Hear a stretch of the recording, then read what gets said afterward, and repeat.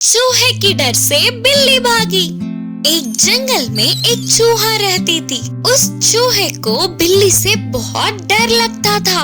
वह चूहा जब भी बाहर निकलती थी तब बिल्ली उसके पीछे पड़ जाता था। अरे मैं इस बिल्ली से कैसे बचूं? करके बहुत सोचने लगी चूहा। तब उसे एक उपाय मिला। तुरंत वह चूहा जंगल जाकर अच्छे फलों को इकट्ठा करके पोटली बांधी। उस जंगल के बाजू में ही एक गांव था। उस गांव में एक कुम्हार रहता था। उस चूहे ने फलों की पोटली को कुम्हार को दिया और कहा, मुझे एक अच्छा सा खाटों का कवच बना कर दो। ऐसे फल जितने चाहो उतने ला कर दूंगी। बोलकर विनम्रता पूर्वक पूछी चूहा। वह कुम्हार ने भी दया करके उस चूहे के लिए एक खाटों का कवच बनाकर दिया। अगले दिन ही चूहे ने उस खाटों का कवच पहनकर बिल्ली के पास आई और बोली, आजा बिल्ली आजा, अगर तुझ में हिम्मत हो तो मेरे ऊपर चढ़ना। बोलते हुए बिल्ली को उकसाने लगी।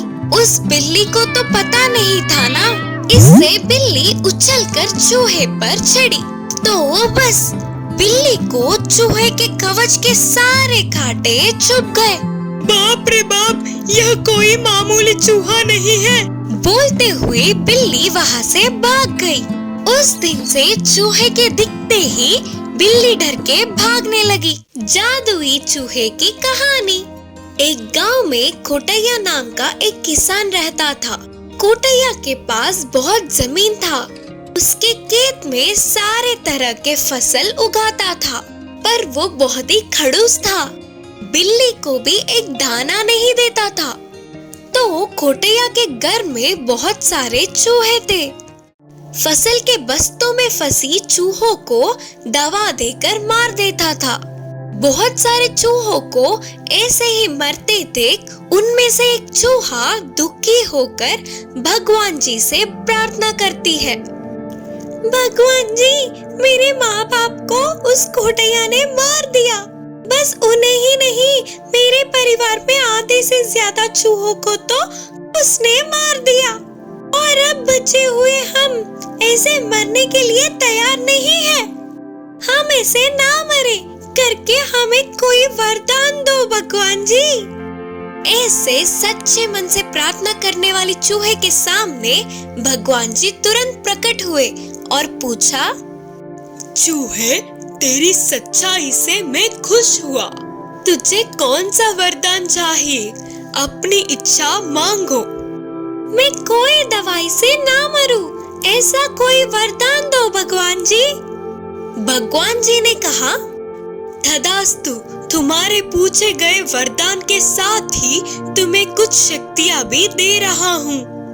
तुम्हें जब भी मारने का प्रयास करने पर एक फसल का बस्ता प्रकट होगा, पर उसे तुम्हारी आज्ञा के बिना कोई भी छू नहीं सकता। ये वरदान भी लो। बोलकर चूहे को वरदान प्रसाद करके भगवान गायब हो गए। वरदान पाने वाला चूहा बहुत खुश हुई। उसमें कुछ शक्तियाँ आती है। तब से वह चूहा जादुई चूहे में बदल जाती है। धन्यवाद भगवान जी, मेरे पूछते ही आप ऐसे प्रकट होकर मुझे वरदान दिए। तुसी बहुत ग्रेट हो जी। नहीं, आप तो महान हो। ऐसे वरदान दोगे करके मुझे पहले ही पता होता तो हमारे समाज को और बढ़ाते। ठीक है, अब कोई नहीं, वो तो अब भी कर सकते हैं। सबको बचाना है अभी। बोलकर चूहे ने निर्णय लिया। एक दिन कोटैया चूहे को दवाई डालता हुआ बोला, अरे रे, इन चूहों का शोर ज्यादा हो गया। ये नई दवाई डालकर इन्हें मार दूंगा। उन बातों को सुनने वाली जादुई चूहा फसल के बस्तों से बाहर आकर बोली, हा, तेरे चालबाजियां अब नहीं टिकेंगे। बंद करो ये अभी। क्या? थोड़ी सी आवाज आई तो तेजी से भागने वाले हो तुम। सामने आकर मुझे ही उल्टा जवाब दे रही हो। रुको, तेरा काम अभी करता हूँ। बोलते हुए लकड़ी से मारने लगा, पर चूहा उसे नहीं मिली। रुक रे रुक। हाँ, तुम्हारे बोलते ही सुनने के लिए तुम बड़े मेरे मालिक हो क्या? जाओ जाओ। क्या तुझे कितनी घमंड है, मुझे कितनी बातें सुना रहा है। रुक रे रुक, तेरा काम तो अभी करता हूँ। बोलते हुए चूहे को लाठी से एक मारता है। उस चूहे को मार लगते ही वहाँ तुरंत एक फसल का बस्ता प्रकट होता है। उसको देखते ही झटका खाने वाला खोटैया पास गया तो वो बस्ता बाहर के फसल का ही है। खोटैया खुश होकर उसने उसे छूने की कोशिश की, पर उसके हाथ नहीं लगी।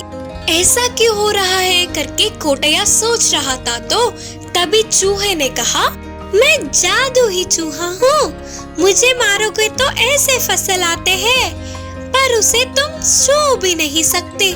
मैं आज्ञा दूं तो ही तुम्हारे पास आएंगे। खोटैया ने कहा, अच्छा, पर ये कैसा हो सकता है? ठीक है छोड़, इतने दिन मेरे फसल को तुमने खाया ना, अब तुम्हारे जादू से और भी फसल के बस्ते दिलाओ ना। मेरे परिवार में आधे से ज्यादा लोग तुम्हारी वजह से मुझसे दूर हुए। तुम्हें मैं मदद करूं? तुम किसी का मदद नहीं कर सकते, तुम्हें मैं क्यों दूं? बिल्कुल नहीं दूंगा। अरे यार, ऐसा मत बोलो चूहे, मेरे किए गए कामों के लिए मुझे माफ करो। ये फसल के बस्ते को मुझे दे दो ना यार, तुम जो कहोगी मैं वो करूँगा। चूहे ने कहा, ओहो सच्ची, तुम्हारी इच्छा को देखकर लगता है कि कुछ भी करोगे तुम। ठीक है फिर, अब से हमारे ऊपर कोई दवा नहीं डालोगे। तुम्हें आए हुए खेत में से थोड़ा गरीबों को दान करोगे। तब खोटैया मन में सोच रहा था कि इस जादुई चूहे से ज्यादा लाभ लेके बहुत कम लाभ बता दूं तो हो जाएगा। सोचकर खुशी में बोलने लगा, हाँ हाँ ठीक है, तुम जो कहोगी वही करूँगा। तब से खोटैया उस चूहे के मुताबिक ही करता है। असली बात ना जानते हुए चूहे के जादू से आए हुए फसल को अपने खेत में डालने की सपने देखता है और जादुई चूहा उसके परिवार को बढ़ाते हुए खुशी से रहता है। भेड़िए को सबक सिखाने वाला बकरी। एक जंगल में एक भेड़िया था। वह बहुत ही चालाक था। कोई भी छोटा जानवर दिखा तो उसे नहीं छोड़ता था। अगर कोई अपनी बुद्धि का प्रयोग करने की कोशिश किया तो ये उससे भी बड़ी चाल चलकर मार के खा जाता था। उसी जंगल में एक छोटे से घर में बकरी अपने तीनों बच्चों के साथ रहती थी। उन सब के घास चरने बाहर आने वाले बकरी और उसके बच्चों को देखते ही उसके मुंह में पानी आ जाते थे। अरे बकरी के बच्चे तो बहुत नरम नरम है रे। माँ बकरी के बिना अकेले किसी न किसी दिन तो दिखेंगे ना, तब देख लूंगा इन्हें करके सोचता था। उन बकरी के बच्चों को खाने की अक्सर भेड़िया कोशिश करता था, लेकिन हमेशा माँ बकरी के साथ होने से वह कुछ भी नहीं कर पाता था। एक दिन माँ बकरी को काम से बाहर जाना पड़ा। फिर माँ बकरी ने जाते जाते कहा, बच्चों ध्यान से सुनो, मेरे अलावा कोई भी आए तो दरवाजा मत खोलना। बोलते हुए कुछ सावधानियां बरतने को बताकर चली गई। ये सब कुछ छुपकर भेड़िया देख रहा था। आहा, यही अच्छा मौका है रे। माँ बकरी के लौटने से पहले ही किसी भी तरह से बकरी के बच्चों को खाना ही होगा। माँ बकरी के जाने के थोड़ी देर बाद भेड़िया बकरियों के घर जाकर बोला, मैं हूँ बच्चों, तुम्हारी माँ, दरवाजा खोलो बच्चों करके बोला। तो अंदर के बकरी के बच्चों को वह आवाज अपनी माँ की नहीं लगी। तो बच्चों ने कहा, तुम हमारी माँ नहीं हो, हमारी माँ की आवाज ऐसे नहीं होती। तब भेड़िया वहाँ से चला गया। थोड़ी देर बाद दूसरी चाल से फिर से आकर बकरी की आवाज बदलकर बोला, दरवाजा खोलो बच्चों। माँ वापस आ गई करके दरवाजे के छेद से बच्चों ने देखा तो उसके पैर काले रंग में दिखे। बच्चों ने कहा, तुम हमारी माँ नहीं हो, हमारी माँ के तो सफेद पैर होते हैं। तब भेड़िया ने सोचा, अरे क्या रे, ये तो बच्चे हैं करके सोचा तो ये मुझसे ज्यादा चालाक हो रहे हैं। अब मैं बताता हूँ इन्हें। सोचकर तेजी से जाकर पैरों को सफेद रंगवा के फिर से आया और बोला, चल चल के पैर दुख रहे हैं, दरवाजा खोलो बच्चों। इस बार गले की आवाज और पैर अपनी माँ के जैसे ही होने पर बकरी के बच्चों ने दरवाजे को खोला तो तुरंत भेड़िया ने सामने के दो बच्चों को खाकर उधर से चला गया। थोड़ी देर बाद माँ बकरी के वापस आने तक एक बच्ची ही कांपती हुई रोती दिखी। पूरी बात जानकर माँ बकरी गुस्से से भेड़िया के गुफा में गई। भूख मिटने से गहरी नींद में सो रहे भेड़िए के पेट को काट कर उसके बच्चों को धीरे से बाहर निकाली और थोड़े पत्थरों को डालकर वापस पेट को सील के बच्चों को लेकर पास के पेड़ के पीछे चली गई। थोड़ी देर बाद उठने वाले भेड़िए को उससे पहले क्या हुआ नहीं पता था। प्यास बुझाने के लिए नदी के पास जाकर पानी पीने के लिए आगे झुकते ही पत्थरों के भार से नदी में गिरकर डूब गई। भेड़िए से पीछा छूटने पर बकरी और उसके बच्चे बहुत खुश हुए। उस दिन से वे जंगल में खुशी से आजाद घूमने लगे।